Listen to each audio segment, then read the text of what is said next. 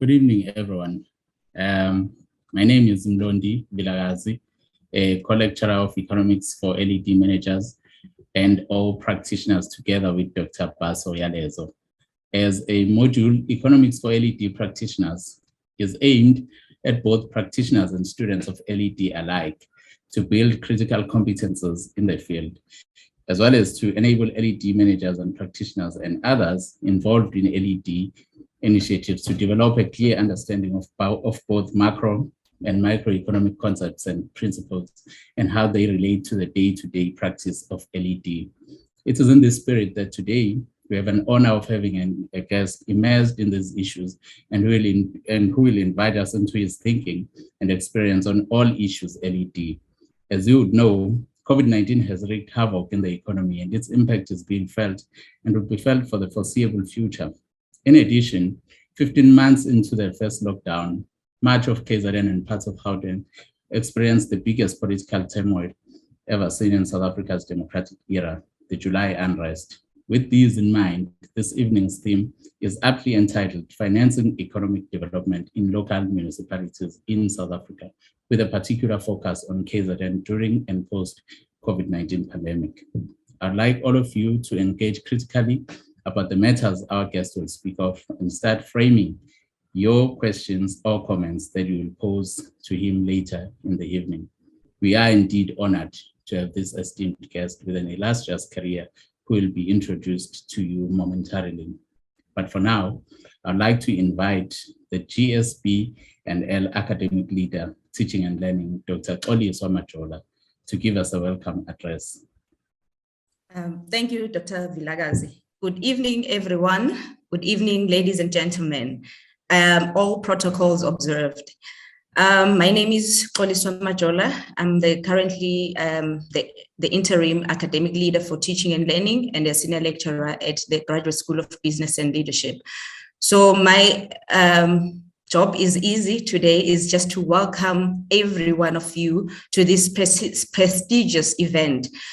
What we want as the Graduate School of Business and Leadership is to offer you the skills that will be enable you to strive in whatever sector that you are in. So as the Graduate School of Business and Leadership, we don't want just to give you theory, we also want to give you the practical side of things. So as Dr. Vilagazi has alluded to the issues of COVID-19. So when we look at economic development, quite a lot of things have happened. Up until today, we are still having this pandemic within our society. So for today, it's a great pleasure and an honor to be having a guest that is going to share important aspects in the field of economic development within the financial sector. So I would like to invite every one of you to enjoy the session and take everything that is said so that it is going to add on the knowledge that you are given in everyday lectures. So without wasting more time, I would like to say welcome everyone. I'm hoping that you'll have a lovely session where we engage in these different topics and also have more information and clarity on what is currently happening. So with those words, on behalf of the Graduate School of Business and Leadership, I would like to welcome everyone to this session. Thank you. Thank you, Dr. Majola, for such a warm welcome. If some did not feel welcome in my opening monologue, now they surely are. Thank you so much. Before our next speaker speaks, I would like to invite you to, if you think that maybe you have a problem with connection, or you think that maybe your speaker, your microphone is not working properly, we do have a Q&A tab at the bottom of your screen. Please use that to write your question or comment to Dr. Matigizela, as well as to us, or alternatively, you may wait if you want to pose that question directly in the live Q&A that we are going to have later. Now to the introduction of tonight's esteemed guest speaker. Please let me welcome Mr. Yang Apisha, one of our students of the LED. Mr. Pisha, please take it away, sir. Thank you, Dr. Mlondi. As I have been introduced, my name is Yanga Bisha, one of the LED students within the institution. Well, mine is very simple. It is to introduce our guest speaker for the day. But first of all, I would like to observe all protocol that needs to be observed for the session. So the gentleman that I am tasked to introduce currently holds a bachelor's degree in agricultural economics. He also holds an honors degree and master's degree in institutional agriculture, a doctor of philosophy degree in economics. When I did a background check on him, I found it very important to mention that he holds several academic certificates from different institutions around the world. As a result of his academic achievements, he is now referred to as an agricultural economist. Ladies and gentlemen, our guest speaker is a seasoned strategic executive with very strong interpersonal skills, networking, and excellent sales track record of service delivery and business development, as well as public relations coupled with customer experience. His work experience is drawn from various roles as an agricultural economist, researcher, provincial program facilitator, university lecturer, consultant, project economist, national program project manager. He has also written numerous reports that have been published and some are yet to be published. It is good that everyone is attending this webinar, because now we will know that his areas of specialization include agricultural marketing, rural and agricultural development programs, small-scale farming development programs, community-based development programs, program management, coordination, and facilitation. It is my pleasure to let you know that our guest speaker is a director and one of the founding members of Sizinzile Development Consultants. His passion for rural and agricultural development has seen him taking up several responsibilities within the agricultural space. He has served as a member of the Advisory Council to the MEC of Agriculture and Land Affairs in the Eastern Cape. He was at some point employed by the Development Bank of Southern Africa in 2004 as an agricultural specialist before being promoted to project economist. And later he was promoted to be a project manager for the Eastern Cape Business Unit. In April 2007, he joined National Housing Finance Corporation as a regional manager for marketing in the wholesale business and was promoted to executive manager customer experience, which was a newly established retail division of Homefront Finance. He was then promoted as managing executive for policy and research within the National Housing Finance Corporation. He then later took the responsibility of being the project executive for special projects and resale in FNB housing finance. The pension-backed lending national sales team was added to his portfolio in 2016. This portfolio was turned from making loss to profitability in a couple of months since taking over with the same staff complement. From 1st November 2017, he joined First National Bank Public Sector Banking Unit, now as head of national government under FNB business segment. His presence was immediately felt. Effective and efficient processes were put in place and the impact was visible in the performance of the portfolio.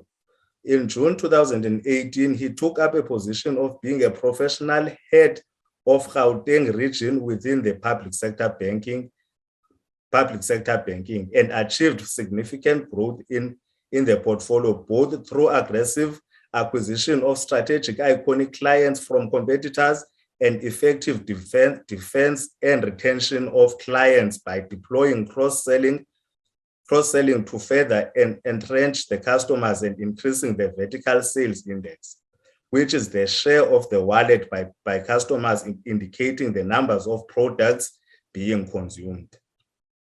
In September 2019, he moved to First National Bank Home Loans as head of client experience in entry and middle subsegments.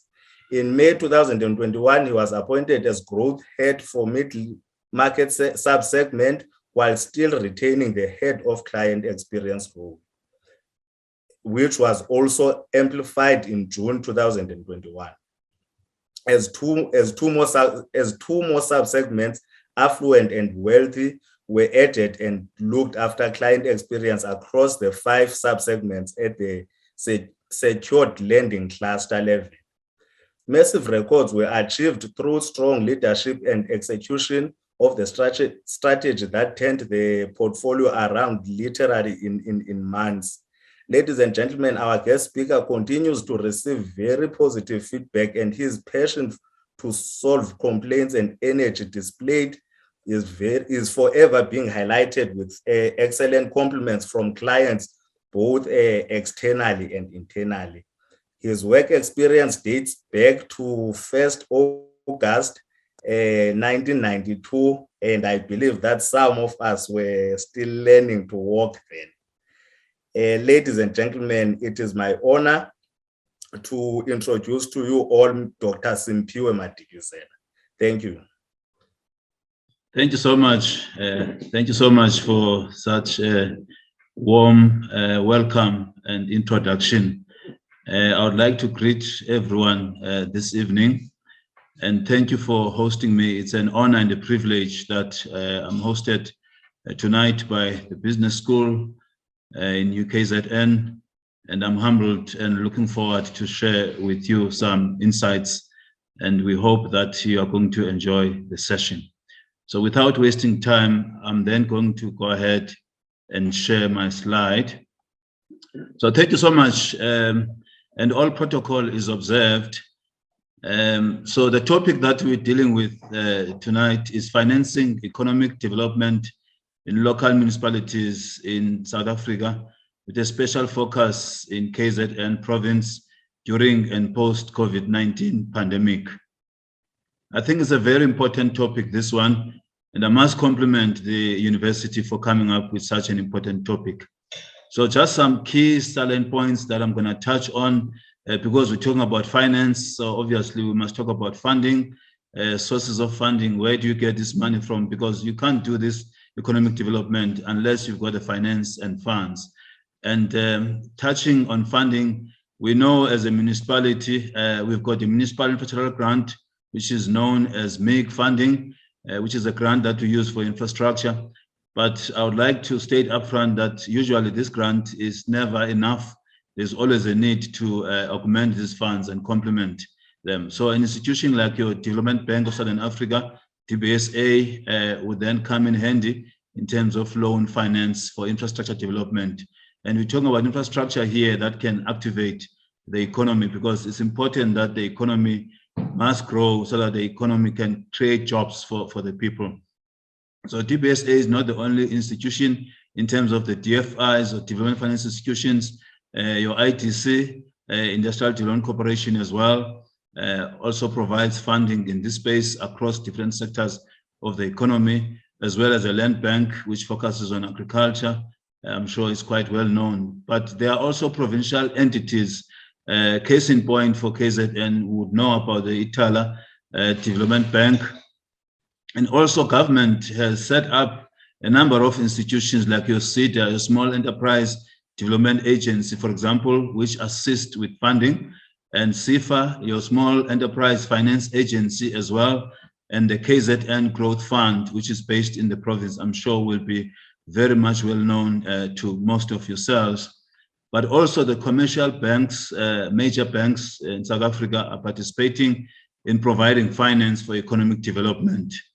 But you can also go wider and broader and go internationally in terms of the international funding agencies or your donor funding, which is normally cost effective at rates which are quite affordable. Most of it is grant funding, if there is some lending, then at least the rates are quite competitive. So I'm mentioning the interest rates here, which is something that we must touch on as we're talking about money. So some of you would know that the prime lending rate as of Thursday this week has been increased by the MPC Monetary Policy Fund. Is now 7.75%. So if you just look back talking about interest rates, you will know that in almost 50 years since 1973, we've enjoyed the lowest rates, which are now going up. So it is an interest rate cycle which is going up now. So I'm going to be touching on that in a bit more detail as we move on. But also an aspect like your household debt as a percentage to income, it gives us a sense of the health of the consumers as well, how important it is, because for the municipality, that's where the revenue comes from in terms of the base as the services that the municipality provides have to be paid for. I think service delivery is crucial and critical. I will touch on that and the importance of the elections as well, because the politics, they do influence and affect the life that we live, whether we're apolitical or not. So I will be touching on that in more detail. Types of funding, I mentioned grant funding. This is free money that you don't have to pay. Obviously, you want to start with that funding before you think about borrowing money. So it's important to use the grants that come from government. There is grants for the municipalities, but there are also grants at the provincial level. There are grants as well at the national government level. So it's important to leverage and optimize all these opportunities. There are also soft loans as well, which where you might have to borrow money, but at least the interest rate is quite low. And it may be quite concessional rates that you can find. Even in terms of innovation, it's important that you can look at structuring your funding quite intelligently, where you can have a combination of debt funding, you mix it with your equity or funding in kind, as sometimes is known. You can also look at syndication of the funding, where you bring a number of sources together, they co-finance a project. You must also look at bridging finance, where you can get money now at the back of money, which is yours, but it's not with you, will come later. So there is a number of ways that you can structure the funding. Public-private partnerships as well, where you can have the government working with the private sector.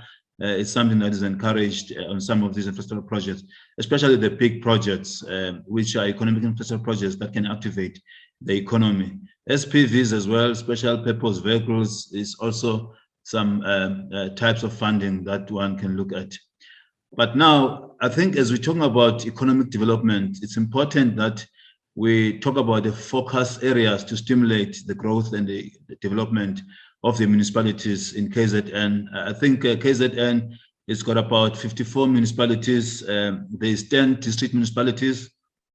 There is a one metro, which is eThekwini Metro, and you've got about 43 local municipalities. So that's actually the scope we are looking at here and the size of municipalities, just to give context. So infrastructure development is key and is crucial as well as critical. I mean, if you benchmark and you look at other economies, even worldwide, globally, some of the countries, how they've become successful in terms of stimulating growth and developing their economy so that jobs can be created. One of the things that they've done well is to invest in infrastructure. So this is a tried and tested strategy that works, because unless you can invest in infrastructure, and most of these municipalities, as you might know, are rural, and most parts of our country as well, like KZN, even Eastern Cape, you can mention Limpopo, you can mention Mpumalanga, Northwest, most of the provinces are rural in nature. So it is a case in KZN. So this infrastructure development I'm talking about is not only has to be limited into towns or cities, it must actually happen in the areas which are far from the cities, where most of the people, the population resides. I'm talking about people in rural areas, infrastructure where they are talking about roads, for example, or water supply, electricity, you know, that type of infrastructure.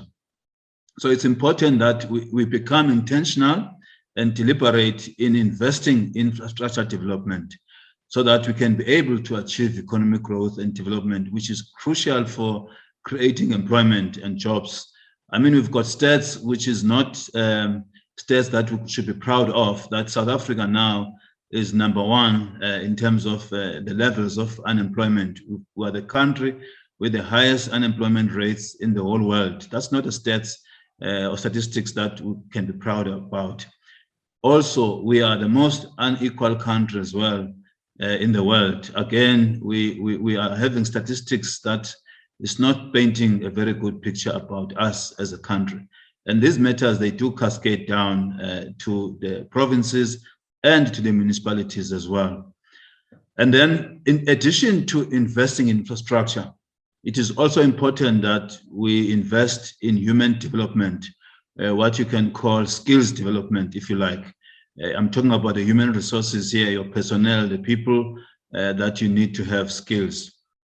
And then there must be critical core skills which are relevant for the municipality, because engineers, for example, are important. Whether it's your civil engineers, whether it's your electric engineers, heavy current, light current, structural engineers, agricultural engineers as well, it's important. But the finances as well, your accountants, it's important, your CAs, chartered accountants, that we attract these skills.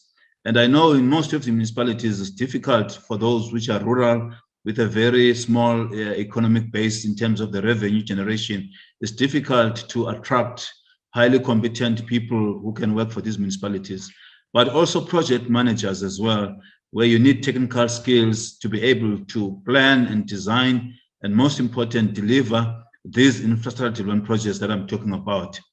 As I mentioned, it's important to have strategic partnerships. So the municipalities must partner with institutions like the universities itself. University of UKZN, for example, it's a case in point. It can partner, the municipalities can partner with them, the eThekwini Metro, the district municipalities that I've mentioned, which is 10 of them, as well as the local municipalities, which is 43 of them in the province.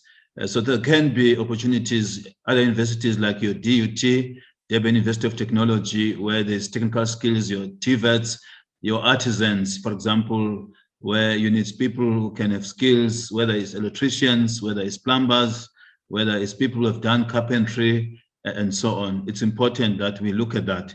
But the municipality cannot ignore its own staff as well, in terms of making sure that they upskill the people and they cross-skill them and multi-skill, encourage them to actually work in different parts rather than just to know only one thing to do. Institutions in the province like your Sidara, which is around Pietermaritzburg or Msunduzi, is also important, is doing very good work. You will see why I'm mentioning these institutions as I talk about the sectors and the industries which I believe should be looked into in the province itself as part of the strategy to activate and get the economy to be up and running and work. Your ARC, Agricultural Research Council of South Africa, it's also an important institution in the agricultural sector, your CSIR as well. Your Business Chamber of Commerce at eThekwini, we need to work with the business people, encourage them to invest. I mean, the president of the country just hosted, the investment conference. We've heard about pledges being made, big figures quoted. I think upwards 340 billion rands was actually pledged cumulatively. If you look at these investment conferences, you're looking at about 1.2, 1.3 trillion rands, which has been pledged. But you see, pledging is one thing. We need to see this money actually being released by business people so that they invest into the economies of these small municipalities. But government has to lead by example. A government must invest themselves. They must spend the budgets which are allocated so that they show confidence in the very small economies. So also even domestic investors, local businesses must start investing before we can look at bringing in foreign exchange where foreign investors can come into the country. But also I want to highlight the fourth industrial revolution as an area of an opportunity and focus for us to stimulate the growth and the economy of these municipalities, where we embrace the latest technology, whether you're talking about the blockchain, Internet of Things, robotics. We need to embrace these new technologies because That is how the economy is moving.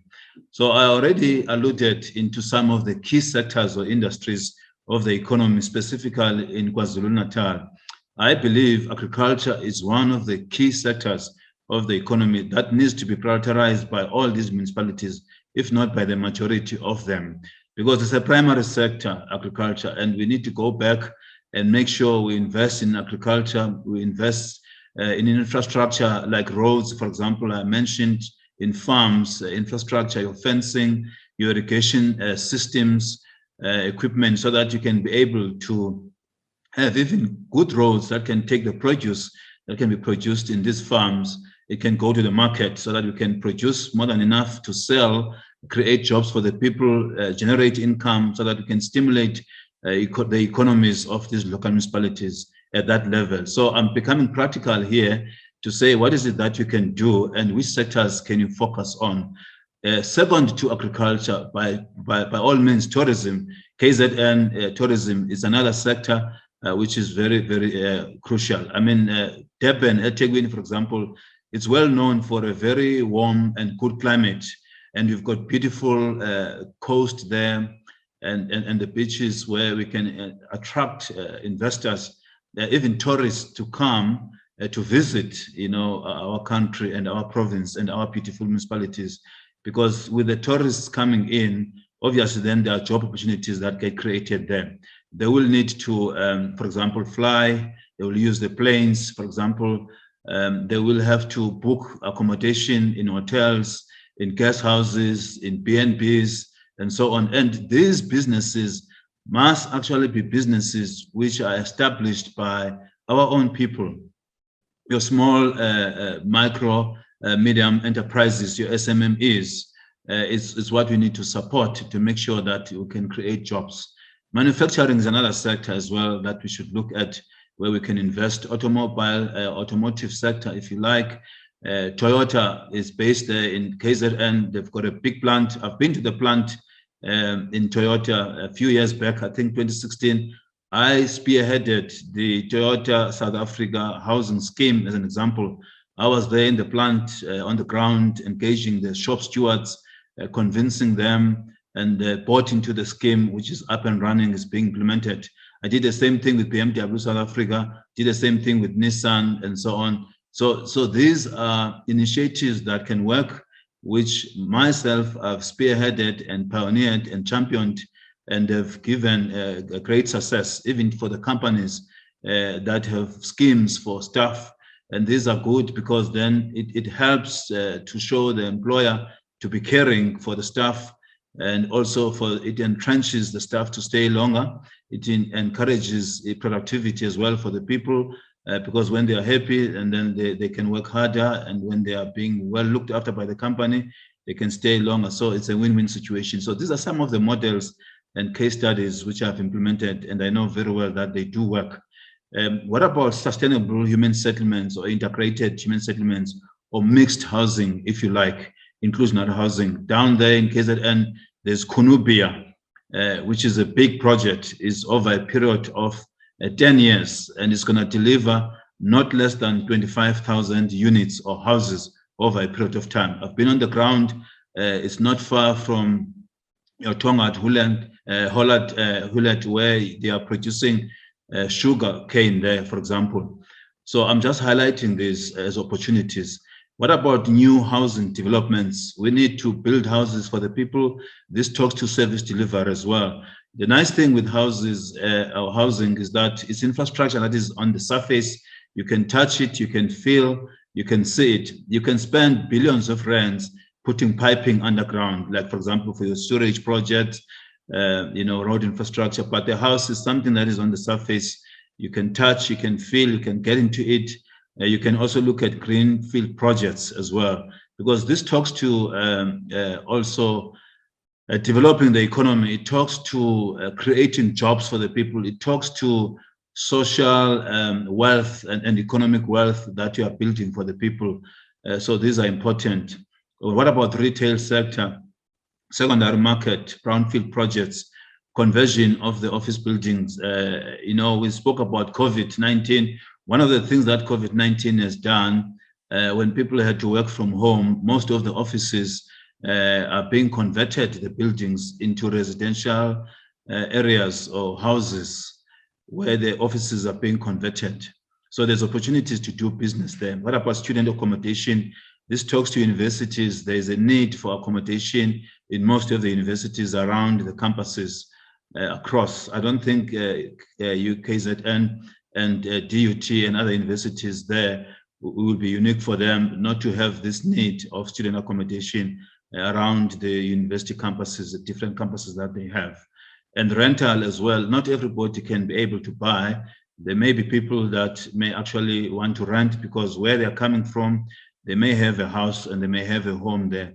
But for employment opportunities and for economic reasons, they may be closer to town and need to rent apartments and so on. What about the shopping malls and centers? We know in July where there was a social unrest, specifically in KZN and parts of Gauteng, a lot of these shopping centers and malls were actually burnt, were destroyed, and some of them have been rebuilt now. So this is talking to the renewal of the economy and the rebuilding of the economy so that we can have confidence and create jobs. Moving on, so here, because you see I'm an economist, so I must have a graph that I can show here, and I must also talk about numbers and stats to be relevant. So what I'm showing here and displaying to you here is a very interesting graph that talks about your level of economic development at the bottom horizontally there, moving from low to high. And if you look on your y-axis, for example, you've got your infrastructure investment, which I spoke about earlier, that public infrastructure specifically, because we're talking about government, we're talking about municipality, it's a prerequisite for economic development. Hence, if it's front-loaded in national strategies, actually even in strategies which are regional and local, the same principle applies. If you look at developmental state, which is what we are, or an emerging country, South Africa, where we fall under, you will see that you need to have high levels of, you must invest in infrastructure over a period of time. And then as you are investing in infrastructure over a period of time, obviously you're stimulating the economy. And once you can reach maximum, then this starts going down. With developed countries, you'll see that the level of economic development is high, but with the countries which are emerging, like our country, the levels of economic development, they tend to be lower. Hence the challenges that we have of jobs which are high, inequalities, poor infrastructure or lack of infrastructure in most parts of the country. So this is relevant, it mirrors our situation, but what is very important here is to highlight that during the early stages of economic development, public infrastructure, it crowds in private sector investment. That talks to the partnerships point I made earlier on, where you can have public sector, private sector working together in terms of investment. At higher levels of economic development, the risk of crowding out private sector then increases. So once the levels of economic development are actually high, then you don't need a lot of investment from public sector. But we're not there, we're far from that. That talks to developed countries. And you also have the sunk cost of infrastructure, which must be repaid through economic growth, which requires prioritization. So the point I made earlier in municipalities, they need to be able to raise revenue. They must be able to collect taxes and rates from citizens that must pay for the services, whether we're talking about your water, whether we're talking about your electricity. So there must be billing, and the billing must happen on time, and the billing must be accurate. In some of these areas, municipalities will find that billing can be a problem where the account doesn't reach the person that's supposed to pay, or if it reaches them, it arrives late, or perhaps even if it reaches them on time, it's not necessarily accurate. Some of the meters may not be working. There could be leaks in the taps we need to fix. Those are some of the challenges which are practical that we have in these municipalities that we need to fix. So moving on, if I bring in the BRICS into perspective, and you might ask why BRICS, I think it's topical now. We know about the war, tensions between Ukraine and Russia. So obviously, Russia is one of the BRICS countries there, with Brazil, Russia, India, China, and South Africa. And this is interesting because these are some of the fastest growing countries with large economies that are emerging. Some of the economies like for China and Russia, they are big economies compared to us, but we are part of BRICS. So obviously we can benefit. We know that there's a BRICS Development Bank, which was established. We know that there's funding that they have that they can loan, and we can benefit South Africa as well. There were projections that were made way back in 2011 to say they will account for about 61% of global growth by 2024, which is a couple of years back. It will be interesting to test and see to what extent have we benefited as South Africa from this BRICS arrangement. So developing countries, they share the world trade, and it will be doubled in the next 40 years. These are projections that were made. So definitely there are opportunities there. And also in terms of strengthening the coordination and the reform for multilateral fora and build economic links among each other, these countries, the opportunities for South Africa. That's why we're part of BRICS. And joining us early, joining BRICS at the early stages of development is actually an advantage. But we must then ask the questions to say, what are the benefits? How many loans do we have? KZN, do they have loans from BRICS?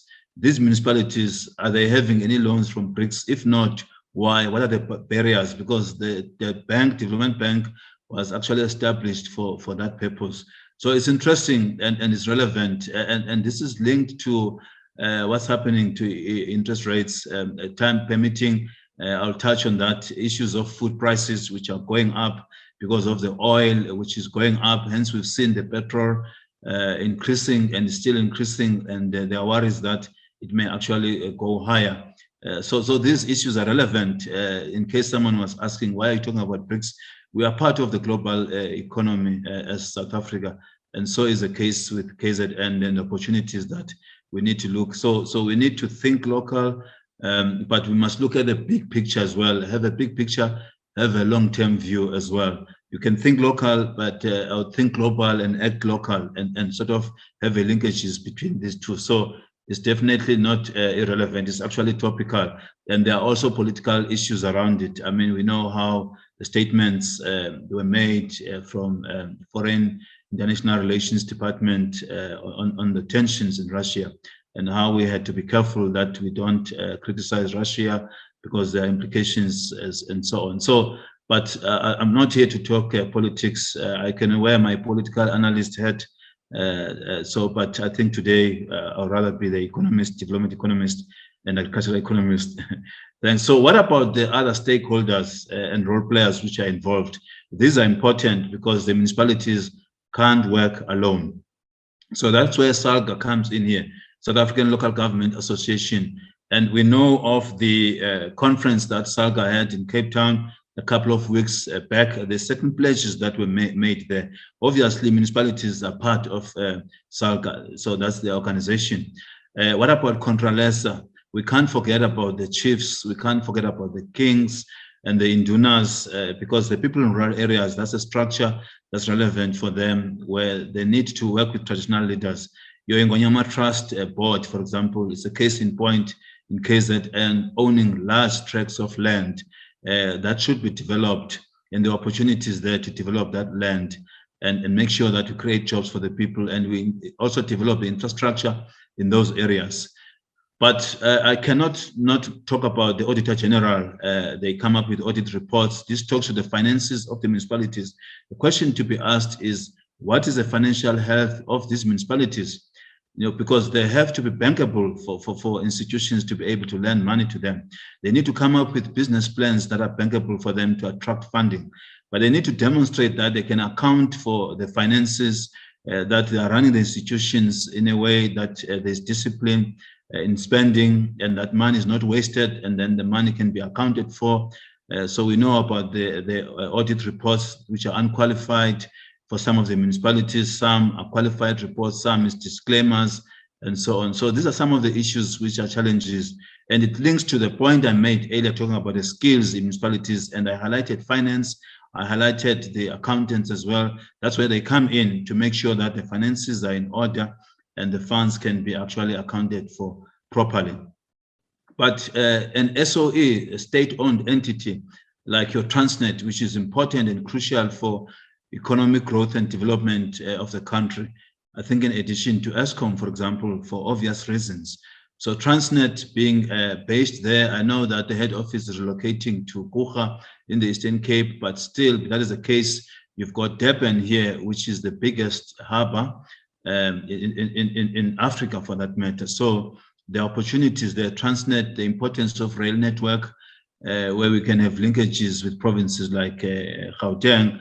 And this issue talks to the N3 toll road, which at times we've seen it being blocked. We've seen the trucks striking and blocking the road and banning, trucks being banned and so on. So this disturbs and destabilizes the whole economy of KZN, because goods which are coming through the country in the harbor can then be transported to your Free State and your other inland provinces, whether it's Gauteng, whether it's other provinces, be it Northwest, Northern Cape, Free State, Mpumalanga, Limpopo, you name them. You see, so it's important. Those are critical and stakeholders, the role players that we should work with. And the national ports authorities as well for the exports. I mean, in KZN, think about the area called Richards Bay. Think about areas like your Mpangeni. Those are nodes, strategic nodes, which are crucial for economic development, and they are growth points for opportunities to create jobs in the province. Eskom rather, for generation of power is important. We need power that is reliable, that is sustainable. Opportunities for renewable energies there, they need to be explored. The opportunities to do business there. What about legislation is important as well. We need legislation which is not bureaucratic, legislation that can actually be business friendly and for investors to come. So we need to make sure that the cost of doing business in South Africa are actually lowered and reduced. And also even the barriers to entry, we need to work on the legislation to make sure we can attract the investors. SMMEs I spoke about, it's important, it's proven in research internationally that the small, medium, macro enterprises, they actually create jobs. So we need to support them. So they must come up with business plans, with ideas, and go to the entities I highlighted earlier, your SIDA, your SIFA, and other entities to actually get finance. Even the municipality must support these entities. Your local economic development, LED unit of each of the municipalities, they need to support the small businesses in the sectors I mentioned earlier on. Support them so that they can be starting businesses and create jobs. We need to have a shift in mindset that unlike some of us who went through Bantu education during the time, so we need, when people attend, they know that they shouldn't necessarily be queuing for work. They should actually be establishing businesses and creating jobs themselves. But we need to support them. We must believe in their ideas. Let's encourage them to be innovative, to dream and come with ideas that can be supported. And we fund them, but they must be sustainable and they must work. Partnerships with provincial government, national government, I've touched on this. National Treasurer is crucial. They've got a neighborhood grant that's available that we can use. Your COGTA is important. Cooperative governance and traditional authorities, which is the department where the municipalities are falling under. What about the district development model that the minister speaks about that should be implemented? It's meant to have coordination of the plans, the business plans, so that the sources of funding as well, we can coordinate them better and make sure that we crystallize. So the next slide here, I'm showing you examples in housings where there's opportunities, and there are subsidies that are coming from government. Your FLISP, your finance-linked individual subsidy, is a funding instrument as well for mortgages that government has. This was established 2005. Most people don't know about it. It's available when you want to buy a house. For as long as you're a first-time buyer in South Africa and you have an approval from any of the banks, you can actually be supported to buy a house, and you can use this subsidy to help you to deal with affordability.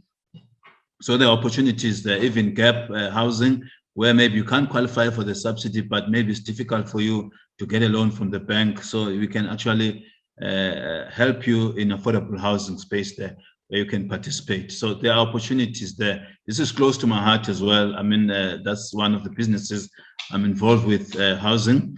And as I mentioned, there's free housing that comes from government. That's not sustainable. We can't afford to give free houses to people indefinitely. There's a policy shift in that regard. Rather, we give land that is serviced land for people to even build for themselves. Now, that brings the municipalities, because they must come to the municipalities for them to get plans which are approved. Don't build without having an approved plan from the municipality, because that is illegal. And your house must be registered as well, and registered with the NHBRC.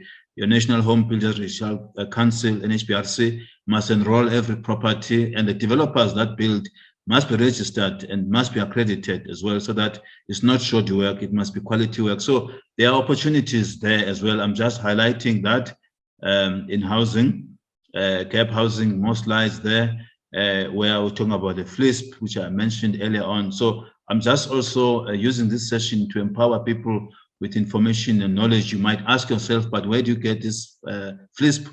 You can get this from the NHFC, National Housing Finance Corporation, NHFC. There's a website for them. You can Google them, www.nhfc.co.za.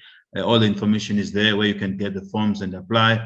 But if you need more information, I do have the forms available. I can share those, and I can share contacts and all of that through the chat. You can put on questions there.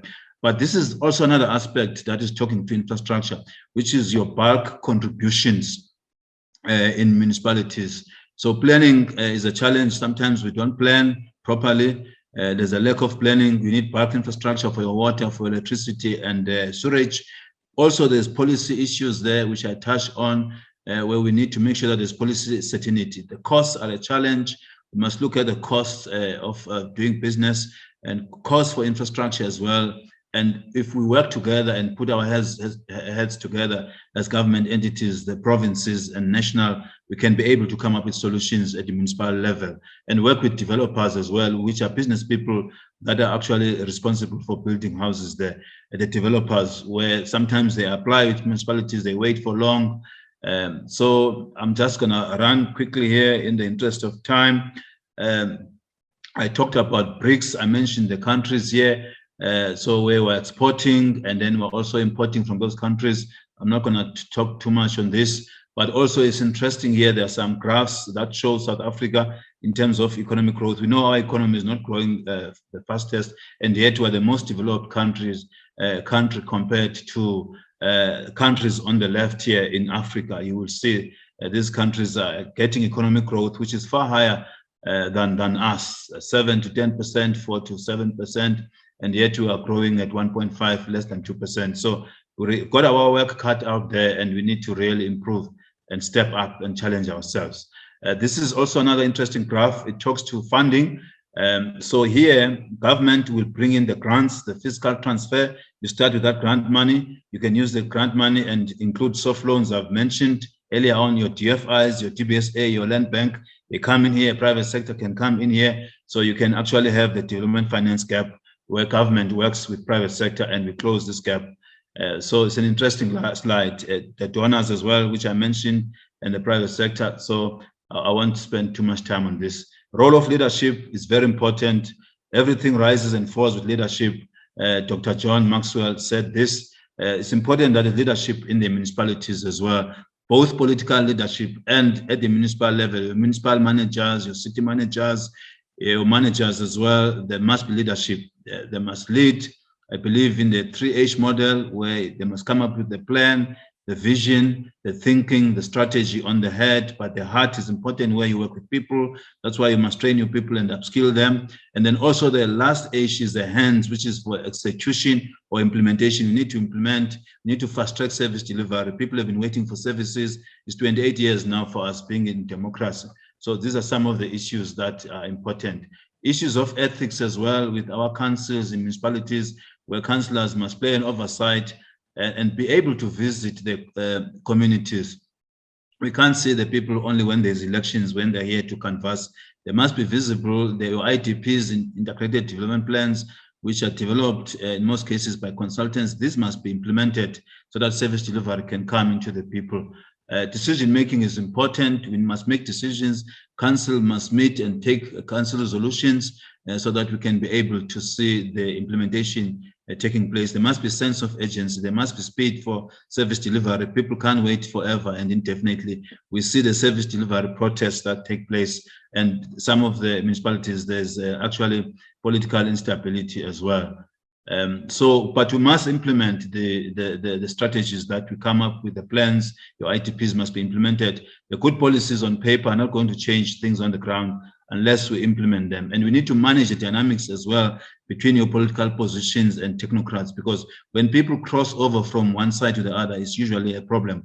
If you've got a city manager who was a mayor before and politically senior as a heavyweight, and they have to report to an executive mayor who may be junior politically, there's tensions there. We know of the factions and all these kind of things which result in instability. Hence, there's no service delivery.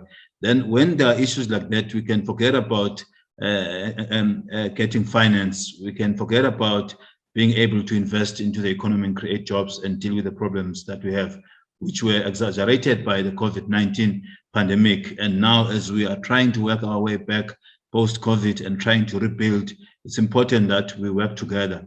And there's been challenges because of COVID, people working from home. There have been challenges of anxiety and depression. There have been challenges of people psychologically and having to adjust, with a lot of people that have lost, loved ones and all these kind of issues. Some of the issues are psychological, so people must go for counseling. They must go for professional help to deal with these issues. So I think I'll end it there in the interest of time so that we can have some time for some questions. There may be questions there on the chat, and over to you.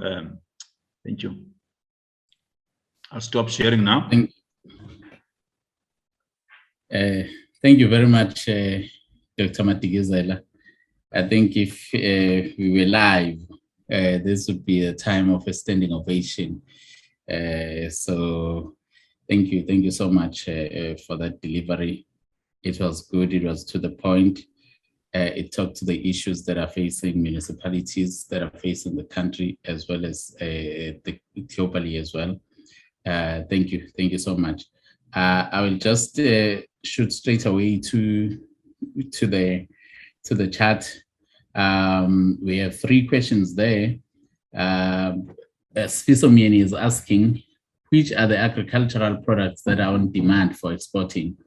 I think this he wants to tap into you being an agricultural economist there, Doc. Yes, yeah, no, thank you so much, Spiso, for the lovely question. So there's a number of products.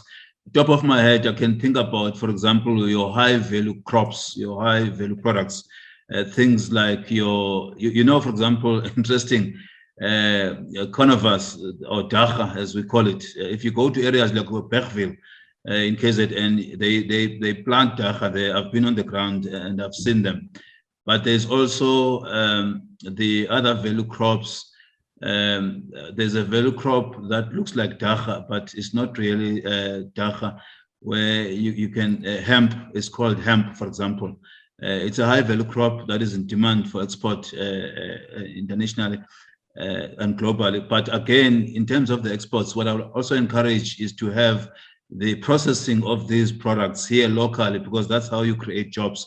Otherwise, when you export them as raw materials, they come back and they're more expensive for you to buy. So we need to be smart, actually open factories, open industries here, process these high value crops like your hemp, as I mentioned, but not only hemp, even flowers. I mean, for example, the high value crop, protea, we know protea is a flower of South Africa. It's international, so it's a national flower, protea. Flowers as well. There are markets which are niche markets that we need to venture into as we look at products. I mean, citrus is one of the products that is doing very well. We're exporting a lot of citrus. It's been doing well in the economy.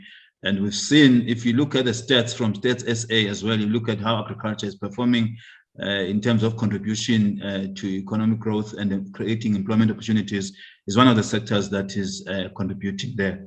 So there's definitely a number of products that we can produce, even livestock, for example, your sheep, your cotton, your wool. There's opportunities there to do that. So there are massive opportunities. Even poultry, chicken can export. yeah, the list is endless, even in terms of your crops, your vegetable crops, your field crops, your fruit crops. There's a broad spectrum of products, and there's niche markets that we can venture into. And also, we don't have to do the same thing. We all plant maize, all of us. We need to plant other crops, high-value crops. I'm emphasizing high-value crops. I'm emphasizing the processing of them, which creates jobs here in the country. But moving on to the next question from Christopher. But these key sectors are not transformed. Issues of transformation, spot on. It's very, very important that we must push transformation. I mean, all of us, wherever we are, whatever gate that you are possessing, where you are, you need to be aware of the transformation agenda.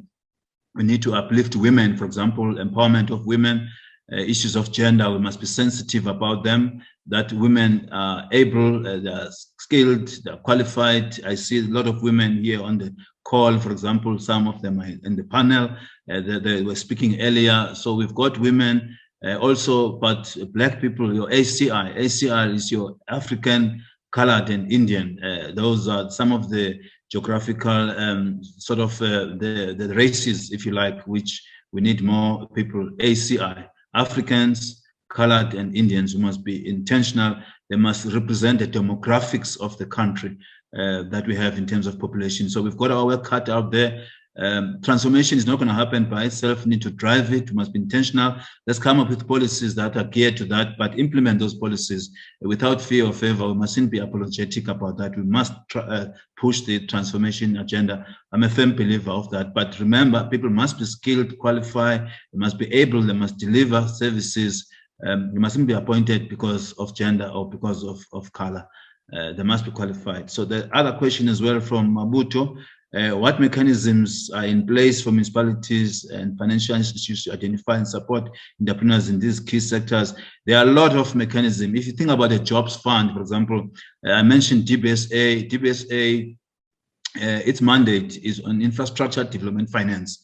So partnering with DBSA, DBSA has got a development fund.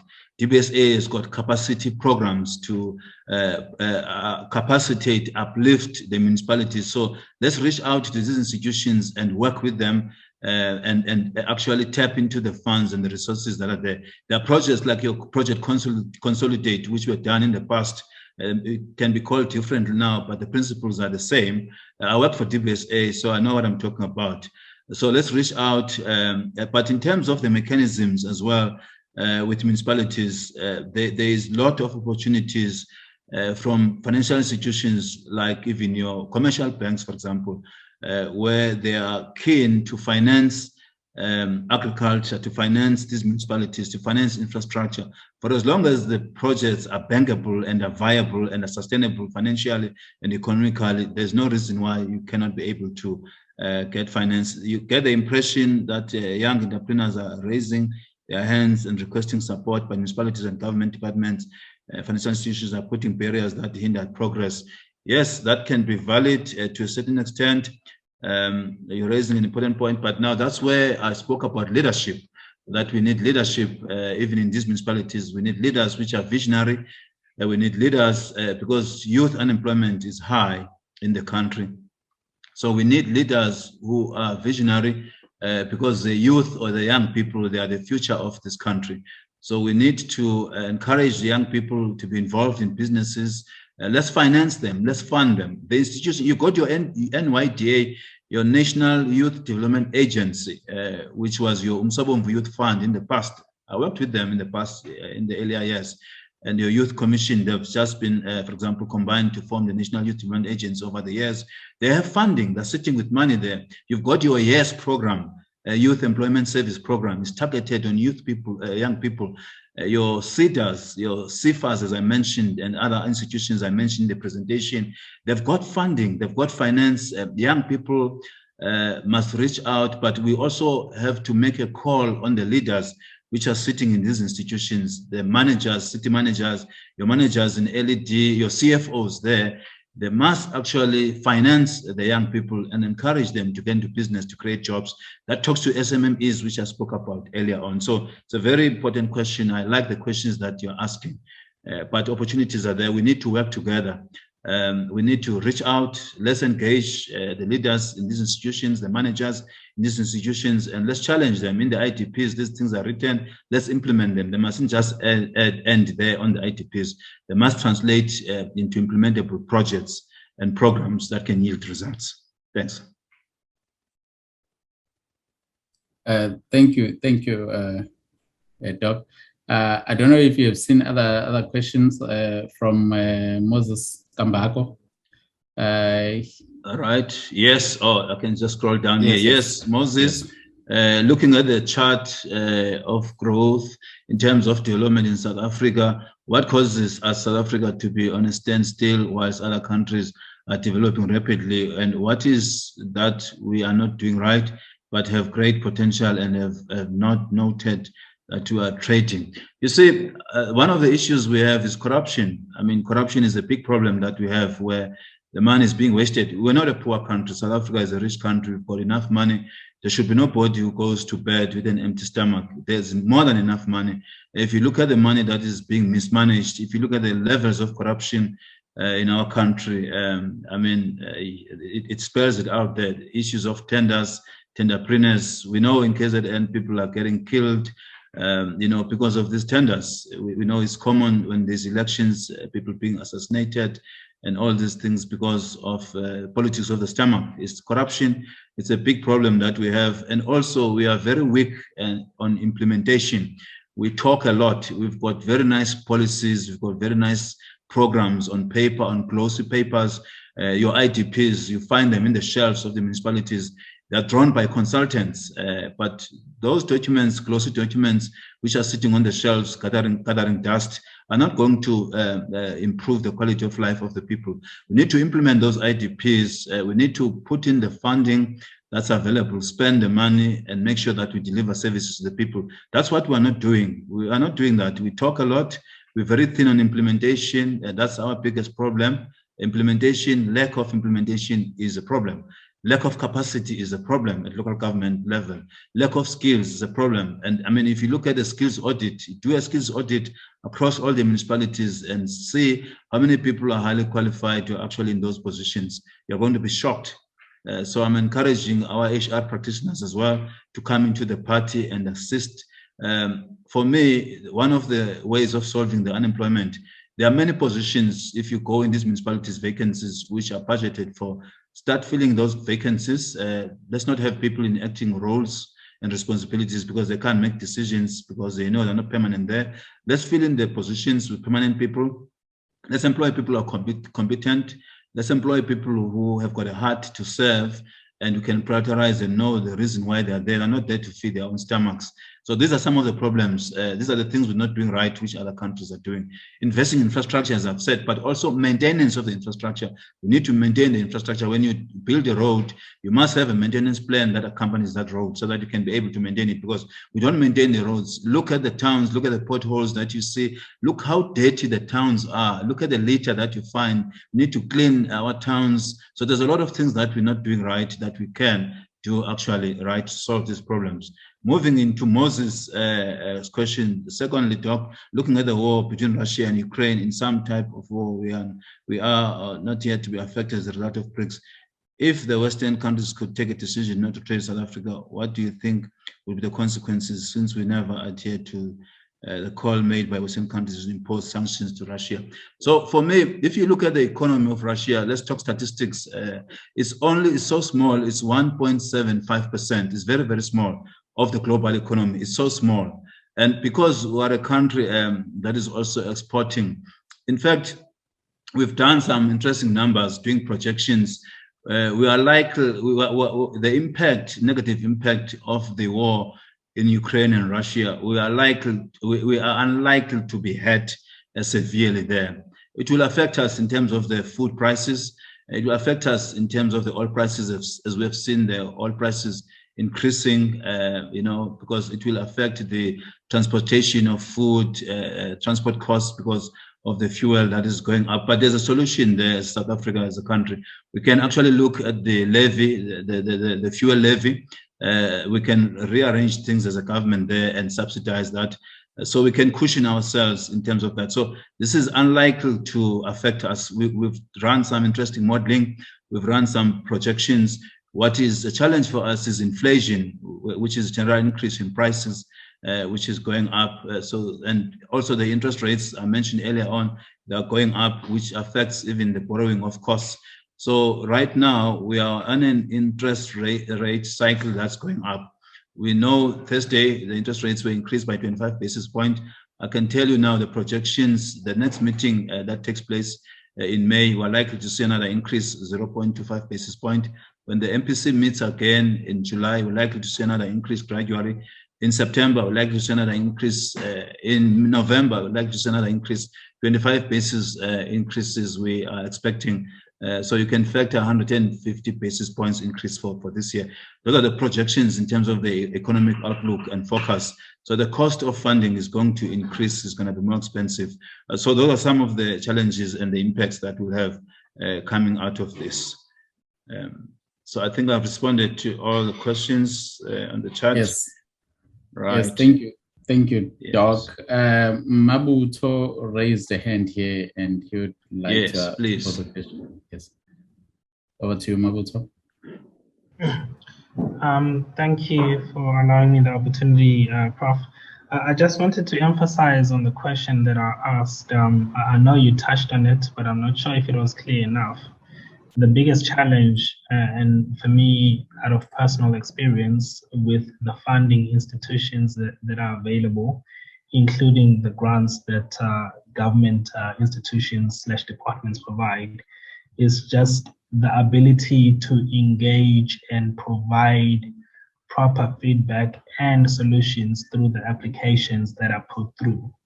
So just maybe to refine my question, how do we go about as individuals that want to participate in the economy and aspiring business people in terms of challenging and getting proper answers in order to be able to clearly close out those applications? You know, you go to institutions like your banks, you might go through a 2-3 year cycle with one application where you're just chasing your tail without closure. And it's a similar situation with government departments where you have. And yes, no, thanks for amplifying your question. I think for me, what we need to do as well, there must be a change in culture, right? We shouldn't behave like victims. We're not victims, right? If you look at the sources of funds, where the money is coming from. Let's talk about government funding in municipalities or government institutions, even these entities I mentioned earlier on. The fact of the matter is that money is the money that comes from business or companies which are paying tax, or businesses which are paying tax in the country. And also from the people who are working, the professionals who are working, who are paying tax that SARS collects. That's where the money is coming from. So it's my money, it's your money, it's our taxes that come from us as a working population, as well as the businesses and companies that are paying tax in this country. So we need to have a different mindset and a shift in the mindset where we need to demand service. You know, so if what is the turnaround time? If I put an application in an institution, right, I can tell you with the banks, which is the space I'm in, we've got turnaround time. You see, it's well within your rights to know, to say, okay, I'm submitting my application today, right? Today is Monday, it's the 28th of March. So what is your turnaround time? So in other words, how soon can you come back to me? When can I expect an answer as a business person? Even as a young person, you've got a right to ask that question. So if I say turnaround time is 48 hours, right? I need to come back to you in 48 hours, right? If I don't come back to you in 48 hours, I owe it to you to contact you. If I don't contact you, one of my hats which I'm wearing is client experience, which is what I'm passionate about, which is talking to customer service, right? And I'm quite humbled to say we are performing extremely well. When I took over the portfolio, it was performing like 57, 61% in terms of TET, turnaround time. That is the SLA, service level agreement, right? To say in 5 days, maximum 5 days. 5 days is a maximum.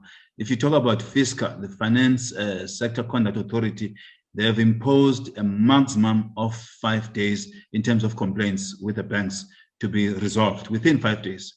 You don't wait for 5 days. So if a complaint comes, we've got a process that's very clear that this complaint must be received. It must be acknowledged immediately and logged and registered so that you can track. It's got a number, a reference number to it.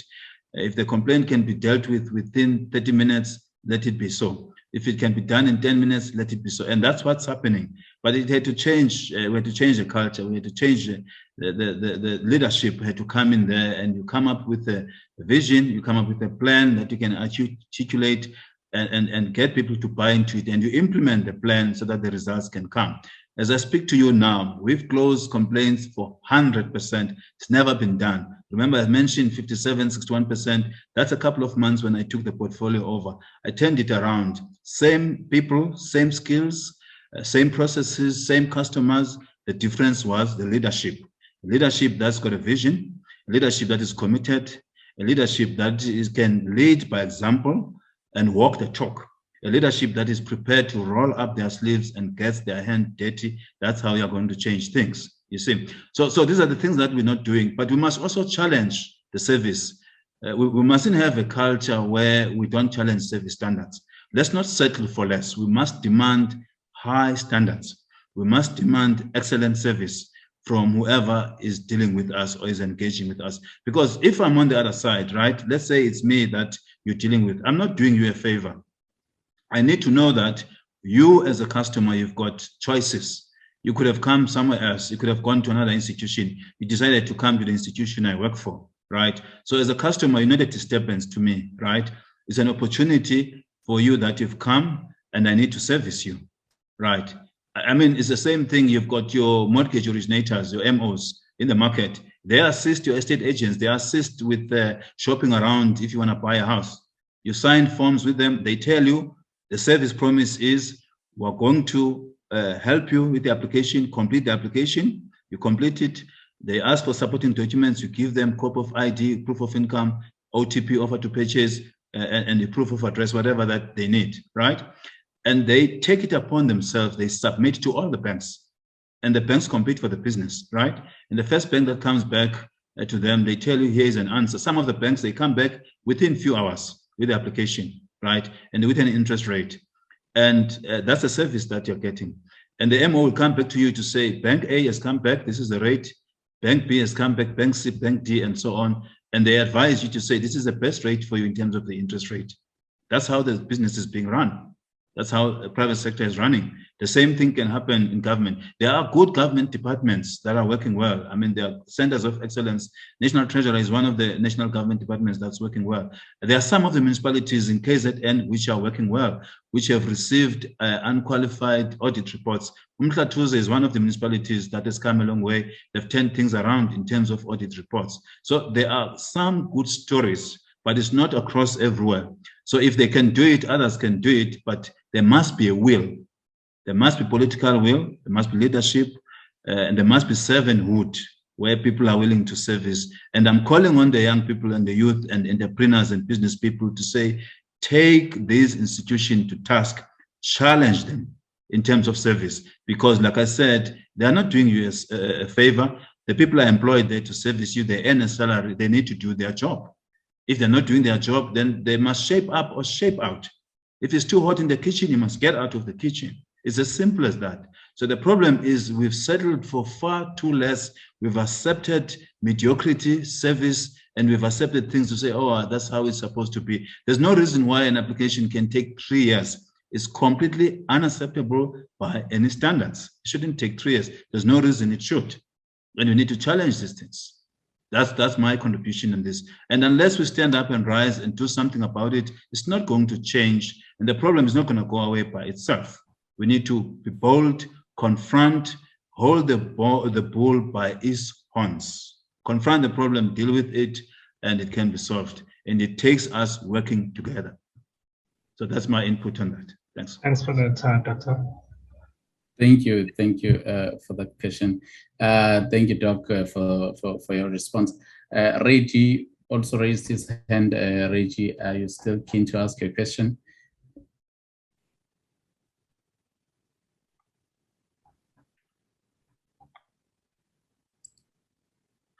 So Okay, so whilst he or she still thinking, I'm checking here on the chat. Any idea what agricultural produce South Africa import from Ukraine and Russia? It is wheat. We are importing wheat, a lot of wheat from there, from those countries. Christoph, that was your... Reggie is ready. Sorry. Reggie? Yes, Doc, thank you. I wanted to just pick your comment on this as having the issues around energy security being one of the barriers that you highlighted towards the economic growth. If you look at South Africa, the issues of energy mix that we are trying to fight towards, and this thing of unbundling ESCOM, do you think these will provide a positive contribution towards the growth of this economy? And lastly, as you were touching on the strategy of infrastructure development as a key in achieving the economic growth, don't you think renewables or on their own, as they involve infrastructure and possible skills in development, that if we were to have them manufactured, locally, that will provide high employment rate and also provide a positive contribution towards the overall growth of the economy in the SA? Yes, no, definitely, Reggie, you're spot on.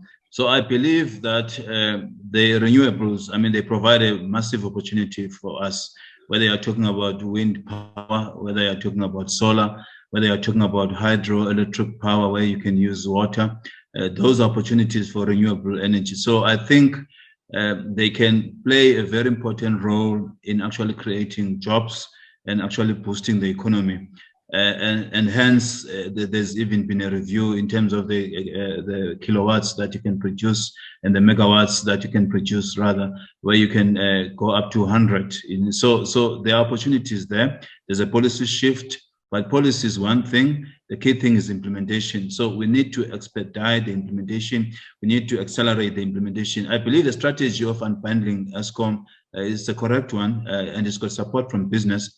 But we need to implement, the distribution, the generation of power, and so on. So what I would like to emphasize is I agree with you fully, but what we need a sense of urgency. We need implementation. We need quick implementation. We need accelerated delivery. You need to think fast, but you must act fast. You must move fast. So the speed, the velocity is important. We talk about these things. We've got conferences, good conferences. We have workshops. We've got lots of meetings, talking about these things. It's good, but we need to move beyond talking and accelerate implementation, accelerate service delivery, implement these plans. So there's huge opportunities. ESCOM is a monopoly. You don't need to have a monopoly. It's not good for the customer, for me and you. The cost of electricity is high, but if you've got new entrants, new players into the economy, into the space, in terms of renewable energy, your solar, your water, your wind, and so on, and others, so then there's choice for customers. And a lot of customers, also some of them businesses, I know they buy batteries off the grid. There are things like the inverter, and when the power is off, people can still be able to work. So we need more innovation. We need to encourage business entrepreneurs to participate more in the opportunities in the energy sector, so that we can be able to have less reliance on ESCOM, because it's not sustainable. It's hurting the economy. We know about load shedding. Sometimes things are working well, and then all of a sudden you've got stage 2 load shedding, unplanned, unprepared, and no proper communication, no warning in advance. And we know what happens to the businesses. Businesses suffer, people lose a lot of stuff, and they cannot be able to operate. So we can't have a situation like that. It's not sustainable. but it's because we have not done things right in the past. We've not built power stations. We have not maintained the ones that we have. They break, they're old, it's old infrastructure. Some are 40 years old and more, and it's not sustainable, you see. So these are some of the things we didn't do right, but we can't dwell much on the past. The past you can't change. Let's look at the present. You know, when you look at the word opportunity, there are so many O's there, right? If you look at yesterday doesn't have O. There's no opportunity in yesterday. If you look at today, there's O in today. You can do something by today. But if you look at tomorrow, you will see so many O's there in tomorrow. So let's look at opportunities today and tomorrow going forward, and not dwell much on the past, because the past is a history, and the history can't change it. We can't do the past. We can learn from it, and we can then do things better from now going forward. So your point is valid. I agree with you, spot on. I support the unbundling, but it must be implemented quickly, faster. It's too slow. You know, there are many meetings with business leadership South Africa, Business Unit South Africa, BUSA and BLSA. They've got meetings. BASA, Banking Association of South Africa, we've got meetings. There are also institutions, SALGA, we've got meetings. We talk about these things, and many other entities, Chamber of Business, I've mentioned these stakeholders, institutions. We need to do less talking and do more doing, do more implementation, have pace, pick up speed, so that we can see the change. The change is not going to happen on the ground unless we implement these things and create jobs that people need, and make sure that the economy grows, that the money circulates within the economy, so that the money doesn't leave the economy and goes outside the country, right? Like you saw with the other famous family that took money out of the country and they took it to Dubai and so on. I think you know the families I'm talking about. So that's linked to corruption as well, which has been enabled. So these are some of the things that we've been doing wrong. So other questions, Chester? We've seen a lot of barrier, TAPE, private sector partnering. Yes, I've spoken to this, talks legislation, the ease of doing business, reducing the cost of doing business. Whether you need to get a license, for example, we need to make things easy for businesses to start, support them with funding. You mentioned, Christopher, cooking oil, wheat flour, price of bread going up. We had customers, that's true. Yes, exactly. The inflation is a general increase in prices. Food prices are going up, oil prices going up, fuel prices going up, and it's hurting the consumers and it's hurting the poor of the poorest because they don't have too many choices. Yes, valid point. I agree with you. Thanks. Thank you so much, Doc. Thank you. You far too kind and generous with your responses. Thank you so much. Colleagues, I see a lot of questions both in the chat as well as the Q&A, but because time does not permit us to take any more questions, we can just try and maybe write to Dr. Matikizela. I don't know if you'd be able to respond to all of these questions, because this has just given people a lot of food for thought. And thank you so much, Doc. Moving on to the last item of the day, I would like to first thank Dr. Yalezo himself before he does the closing remarks. Doc, thank you so much. This has been insightful. This has been very good and well organized. Thank you so much, and thank you, Dr. Simphiwe Matikizela, for being our guest today. Thank you so much, sir. Over to you, Dr. Yalezo. Thank you for the closing remarks from my side. Thank you so much for the cooperation. Thank you. Thank you so much, Program Director, Dr. Mlondi. I think I would like to make few remarks before I usher the vote of thanks by saying we are quite delighted as the Graduate School of Business to all those who attended this webinar. Remember, our aim as a Graduate School of Business is to bring value to our clientele and bring value to the community at large as well.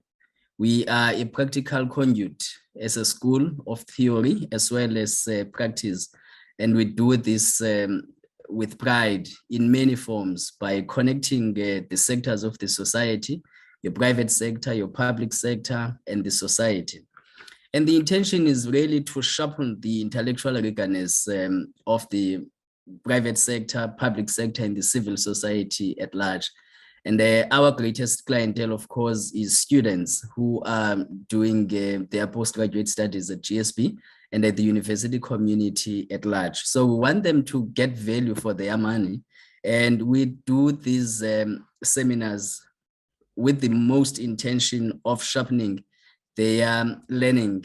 And we do this in many approaches, of course, by employing astute learning and a practical teaching approach by bringing these two sectors, the private sector, the public sector together, and as well as the institution, so that students can benefit and the community can benefit out of that.